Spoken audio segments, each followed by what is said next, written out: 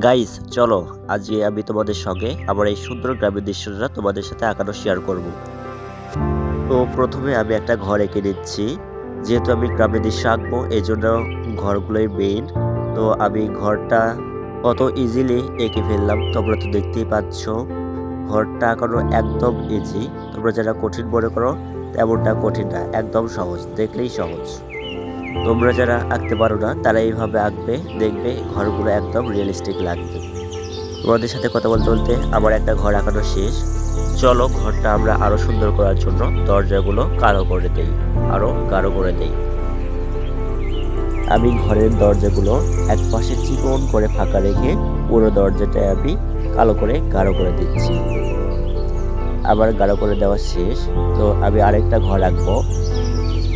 প্রথমে আমি একটা দাগ দিয়ে দুই পাশে এইভাবে দুটো দাগ টেনে দিলাম এবং নিচেটা যোগ করে দিলাম। পাশে আরেকটা দাগ টেনে ডাবল করে দিয়ে যোগ করে দিলাম। এবার আমি একটা খুঁটি টেনে দিলাম এবং পাশ থেকে যোগ করে দিলাম। আমি দুটা খুঁটি একে অপরের সাথে যোগ করে দিলাম এবং একটি দরজাও এঁকে দিলাম এবং ঘরের বাড়িটা আমি দিয়ে দিলাম। এর বাড়ি দেওয়া শেষে আমি সেম আগের ঘরটার দরজার মতো করে সেমভাবে গাঢ় করে নিচ্ছি। আমার দ্বিতীয় ঘর আঁকানোটাও কমপ্লিট। এবার আমি বাড়ির দুটোর পিছনে আমি একটা গাছ আঁকবো, যার জন্য দুটো বাঁকা দাগ দিয়ে দিলাম এবং মাঝখানে এইভাবে ছোট ছোট দুটো ভেঙে দিলাম। এবার আমি জিগজ্যাগ জিগজ্যাগ করে গাছের পাতাগুলো দিয়ে দেবো। Zigzag zigzag zigzag zigzag zigzag. Guys আমি গাছের পাতাগুলো এঁকে নেই, এতক্ষণ তোমরা মিউজিকটা উপভোগ করো।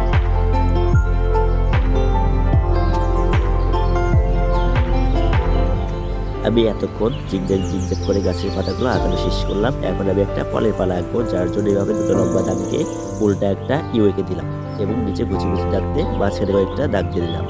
এবার ফলে পালা সহ বাড়ির পিছন দিকটাতে গাছের পাতার মতো জিগজ্যাগ জিগজ্যাগ করে আমি কয়েকটা ছোট ছোট ঝুপড়ি এঁকে দিলাম। এবার বাড়ির এই পাশটাতে আরো অ্যাস্থেটিক করার জন্য আমি একটা কাঠের বেড়া এঁকে দিচ্ছি, যার জন্য এইভাবে লম্বা লম্বা আমি তিনটা দাগ দিয়ে দিচ্ছি মোট।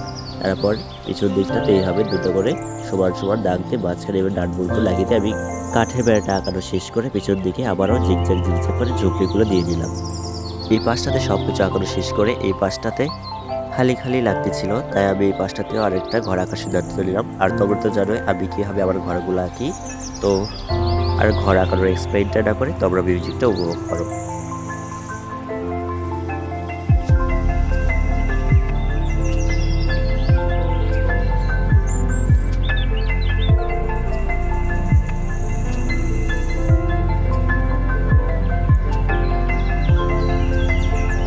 আমি ঘর আঁকানোটা শেষ করলাম এবং পিছনের ফাঁকাটা পূরণ করার জন্য একটা ছোট্ট ঝোঁক রেখে দিলাম। তারপরেও দেখি ফাঁকা ফাঁকা লাগতেছিল, এর জন্য আমি পিছন দিক দিয়ে এইভাবে একটা কলা গাছ এঁকে নিলাম। কলা গাছ আঁকানোর জন্য এইভাবে লম্বা লম্বা কয়েকটা দাগ দিয়ে এইভাবে বাঁকা বাঁকা করে দিলেই আমাদের সুন্দর কলা গাছটা রেডি।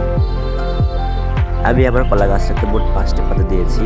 তো তোমরা চাইলে তোমরা আরও বেশি পাতা দিতে পারো, আমার কাছে 5টাই বেশি ভালো মনে হয়েছে। এরপর আমি এই সাইডটাতে আবারও ছোট একটা ঝুপড়ি এঁকে নিলাম। কতগুলো এই সাইডটাতে ফাঁকা পূরণ করতে ঝুপড়ি দিয়ে আমি সবকিছু ভরে দিলাম। ঝুপড়ি আঁকানো শেষে আমি ভাবলাম এই সাইডটাতে একটা তাল গাছ আঁকানো যাক। পরে আমি তাল গাছ আঁকতে চাই, আমি নারকেল গাছ এঁকে ফেলছি, যার জন্য প্রথমে আমি এইভাবে লম্বা লম্বা দাগ দিয়ে পাতাগুলো এঁকে নিয়েছি। নারকেল গাছের পাতা আঁকানো শেষে নারকেল গাছের মাঝখানে এভাবে ডোরা কেটে দাগ কেটে দিয়েছি আমি। এরপর আমি আকাশে কয়েকটা পাখি এঁকে দিচ্ছি। পাখি আঁকানো শেষে তারপরে আমার কাছে মনে হচ্ছিল যেন পিছন সাইডটা কিরকম ফাঁকা ফাঁকা, এই জন্য আমি আবারও কয়েকটা ঝুপড়ি এঁকে দিলাম। ঝুপড়ি ছোটো ছোটো করে দিয়ে আমি পিছন সাইডটা কি সুন্দরভাবে পূরণ করে দিয়ে দিলাম।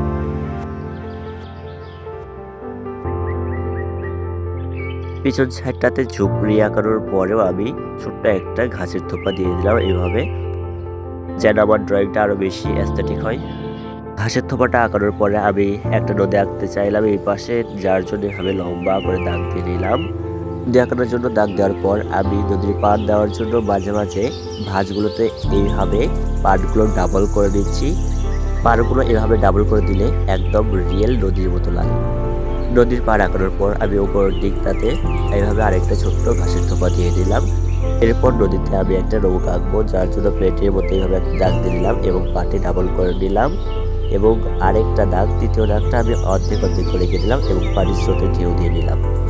তো ডাকটা আমি পুরোপুরি দিলাম না এই জন্য, কারণ আমি নৌকাটা একদম রিয়েলিস্টিকের মতো দেখাতে যাচ্ছি, যার জন্য আমি নৌকাটা অর্ধেক ভাসে আছে এবং অর্ধেক পানির ভিতর ডুবে আছে। এই জন্য তৃতীয় দাগগুলো এভাবে অর্ধেক অর্ধেক করে আঁকছি। নদীর নৌকা আঁকানো শেষ করে আমি আবার পাড়টাতে ঘাসের থোপা আঁকানো শুরু করে দিলাম। আমি মাঝে মাঝে অনেক জায়গায় এভাবে ছোটো ছোটো করে ঘাসের থোপাগুলো দিয়ে দিচ্ছি। আর এই ছোট ছোট ঘাসের থোপা আঁকানো শেষ হয়ে গেলেই আমার এই দৃশ্যটা ফুললি কমপ্লিট। আর এটা হলো রং করার পর ফাইনাল লুক।